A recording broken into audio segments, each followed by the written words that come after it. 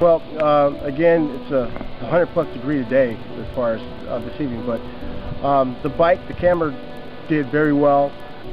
Some of the strengths for, for the 2,000 price point, great lead-in bike, like I mentioned before. Handled pretty good as far as in the trails that we rode, which are flowy, a little bit of rocks, not a lot of rock gardens. But the overall bike, nothing detailed specific to talk about and say, talk about the dislikes, but for the price point, again, thought the bike did very well. Well, 1 through 10, I'd probably rate it a 6.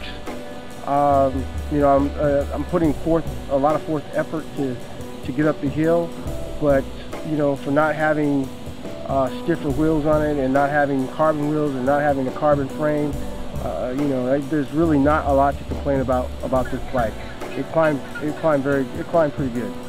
Well, that there on a scale of 1 through 10, I would probably give it right in the middle score, a 5. It did get a little choppy going down the hills. Had to hold on to the steering wheels extra tight just to make sure that nothing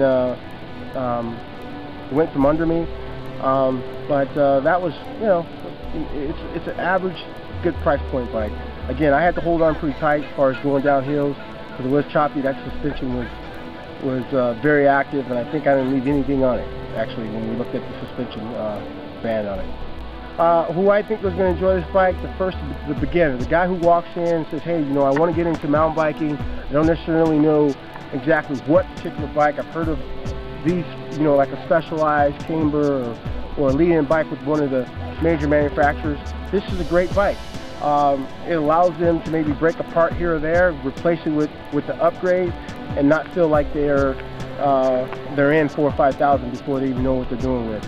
This allows you to get into mountain biking, to get the flow, to see what type of style of riding that you're going to do. Are you going to be doing hills? You're going to be across country? You're going to be downhill? This bike will allow you to at least get an idea and get a perception of which way you want to go down the line, and then you can upgrade parts, or you can decide to get a new bike. Well, I can understand the price point at $2,000, but the shifters, I would upgrade a little better on the shifters, just so the person getting involved knows that when he presses a button in his rotation, his RPMs, that the actual changing of the gears is a little more flowy, because that's one of the biggest frustrations when you're new.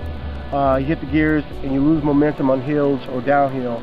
You want to make sure those gears working properly. You don't want to go too cheap on those, just because your experience, that can really determine your experience of that bike, which is a good bike, but it obviously needs just a little bit more plug-in as far as the gears.